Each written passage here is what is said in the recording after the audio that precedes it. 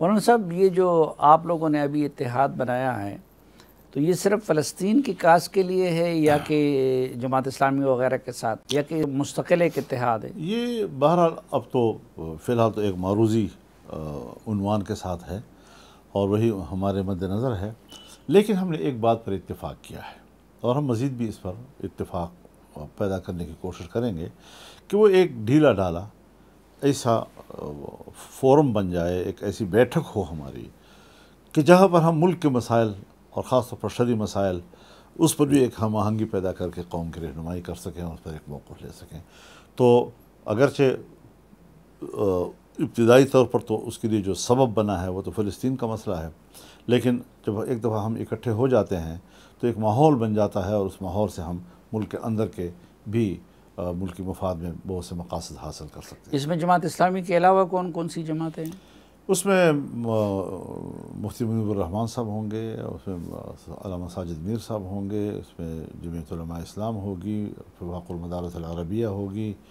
اور اس طریقے سے یعنی مختلف یعنی یہ کوئی ایسا باقاعدہ تنظیموں کے نام لے کر نہیں بنایا گیا، بلکہ اس میں شخصیات کو بھی سامنے رکھا گیا ہے۔ لیکن مستقبل میں جا کے یہ ایک مکمل اتحاد میں بدل سکتا ہے؟ ابھی نہیں کہا جا سکتا، ابھی نہ کوئی اس کے رکن سازی ہے، نہ کوئی تنظیم سازی ہے، ایک فورم ہے بس۔ پی ٹی آئی کے ساتھ اتحاد کی کیا صورتحال ہے؟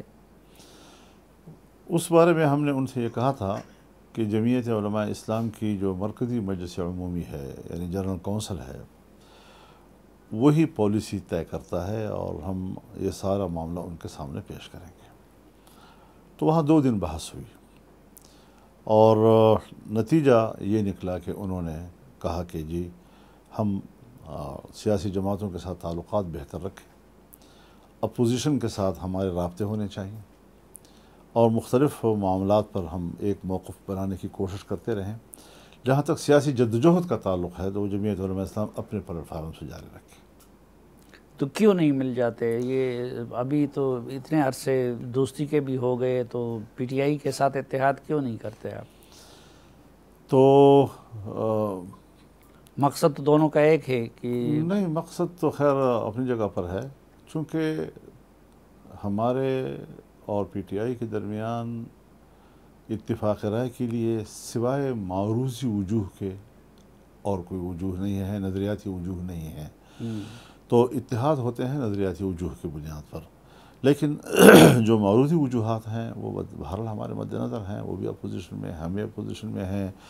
اور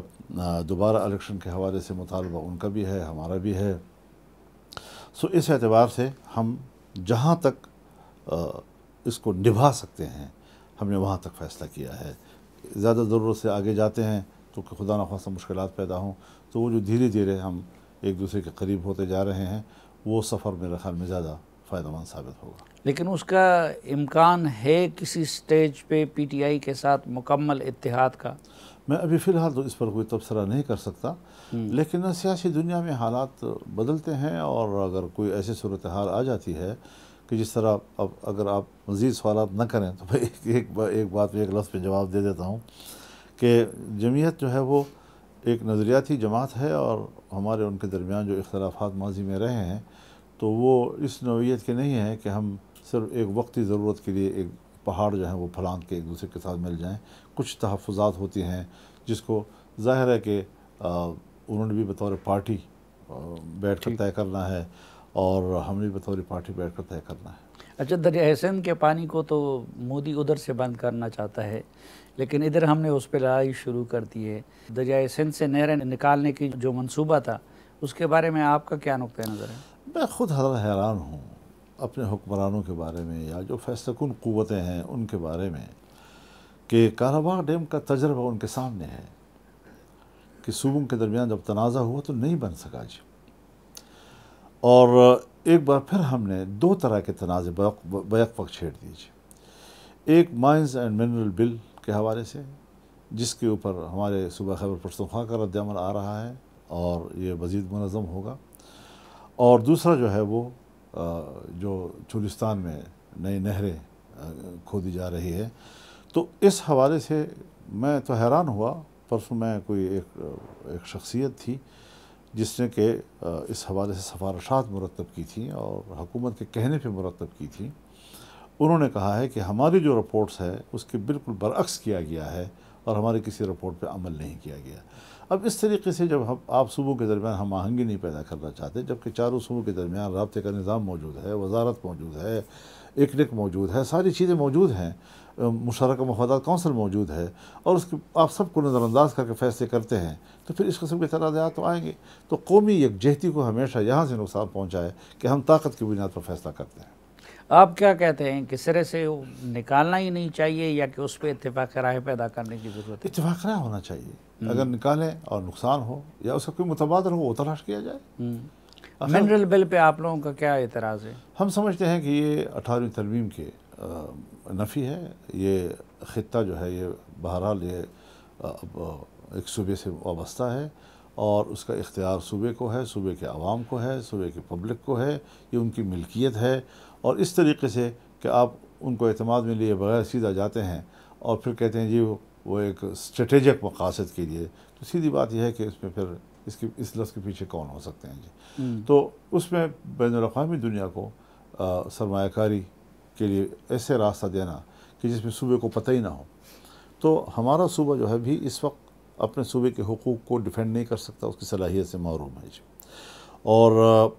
ہونا یہ چاہیے کہ اگر باہر کی دنیا آتی ہے پاکستان میں سرمایہ کاری کے لیے، اصول پر کوئی اختلاف نہیں ہے۔ اگر وفاق یا کوئی دوسرا صوبہ ایک دوسرے صوبے میں سرمایہ کاری کرنا چاہتا ہے، اس اصول پر کوئی اختلاف نہیں ہے، لیکن جس صوبے میں سرمایہ کاری کی جا رہی ہو معاملہ اس کے ساتھ طے کرنا ہوگا، اس کے ساتھ حساب کتاب کرنا ہوگا، اس کے ساتھ منافع کو تقسیم کرنا ہوگا۔ بھئی آپ سرمایہ کاری کر رہے ہیں، اس میں کیا آمدن ہوگی، اس کا حصے دار کون ہوگا، کتنا ہوگا، یہ ساری چیزیں اس صوبے کو نظر انداز کر کے ہم ایک قانون بنائیں گے، اور ادھر سے 18ویں ترمیم کے تحت ہم کہتے ہیں کہ صوبے خود مختار ہیں اور اپنے وسائل کے خود مالک ہیں، اس کی نفی ہو تو اس طرح کے پھر کام چلتے نہیں ہیں، خراب ہو جاتے ہیں جی۔ لیکن یہ معدنیات ہماری زمین کے اندر پڑی ہوئی ہے اور ہماری اپنی تو یہ استعداد نہیں ہے کہ ہم ان کو نکال سکیں، تو کب تک ہم اس کا حضرت میں پاکستان سے بات نہیں کر رہا ہوں، میں پوری دنیا سے بھی بات کرنا چاہتا ہوں کہ اگر ہمارے پاس وسائل ہیں، ریسورسز ہیں، اور آپ کے پاس ٹیکنالوجی ہے تو آئیں اس کی شراکت داری کے ساتھ، تو اس پہ کام کرتے ہیں جی۔ نہ میں کا قرآن اس کی نفی کرتا ہے، نہ حدیث اس کی نفی کرتی ہے، نہ کوئی فقہ اس کی نفی کرتا ہے، نہ کوئی بین الاقوامی قانون نفی کرتا ہے، نہ کوئی ہماری موروثی ضرورتیں اس کی نفی کرتی ہیں۔ جب میدان موجود ہے اور ایک سلیقے کے ساتھ بیٹھ کر معاملات طے کیے جا سکتے ہیں، زبردستی قانون سازی کیوں کی جاتی ہے؟ یعنی اس میں بھی آپ کو اعتراض یہ ہے کہ صوبے کے اتفاق کے ساتھ کیا جائے؟ صوبے کے اتفاق نہیں، صوبے کی مرضی کے ساتھ کیا جائے، کیونکہ صوبے کی ملکیت ہے ہاں، اور سرمایہ کاری کے ہم خلاف نہیں ہیں۔ سرمایہ کاری سے تو امریکہ جیسا ملک بھی سرمایہ کاری جو ہے اس سے بے نیاز نہیں ہو سکتا جی، چائنا نہیں ہو سکتا، رشیا نہیں ہو سکتا۔ تو بین الاقوامی سرمایہ کاری تو پوری دنیا میں چلتی رہتی ہے، لیکن اس کے کچھ ضابطے، کوئی اصول کہ بھئی اس چیز کا مالک تو آپ ہیں، میں آپ کے گاؤں میں آپ کی زمین میں کچھ چیزیں حاصل کرنا چاہتا ہوں اور میں آپ سے پوچھوں ہی نہیں، آپ کی رضامندی ہی نہیں ہے، آپ کی حصہ داری ہی نہیں ہے اس میں۔ پہلے یہ ساری چیزیں ٹھیک کرنی چاہیے، پھر یہ ملک ہم سب کا ہے، اس میں ہمیں سب نے مل کر چلنا ہے، میں نے آپ کو راضی رکھنا ہے، آپ نے مجھے راضی رکھنا ہے، ہم کس کے دشمن تو نہیں ہیں کسی کے۔ اچھا، آخری سوال، آپ ہی کے پروگرام میں حضرت مفتی تقی عثمانی صاحب نے ایک فتویٰ دیا کہ فلسطین کا جہاد سب پہ فرض ہو چکا ہے، تو اب ظاہری بات ہے درمیان میں اتنے ملک ہیں، اس جہاد میں کیسے حصہ لیا؟ یہ ساری باتیں انہوں نے کی تھی، الاقرب فالاقرب کا لفظ استعمال کیا تھا انہوں نے۔ اچھا، کہ جو ملک کے اندر ہیں ان کے لیے حکم اور ہوگا، جو پڑوس میں ہیں اس کے لیے حکم اور ہوگا، جو اس سے پیچھے ہیں اس کے لیے حکم اور ہوگا۔ اگر کوئی براہ راست نہیں جا سکتا، اس کے لیے مشکلات ہیں، تو ہم بین الاقوامی قانون تو نہیں توڑ سکتے جی، تو پھر آپ اس کے لیے اگر مالیاتی تعاون کر سکتے ہیں، سیاسی تعاون کر سکتے ہیں، اخلاقی تعاون کر سکتے ہیں، یہ سب اس ایک جہاد کے زمرے میں ہی آئے گا جی۔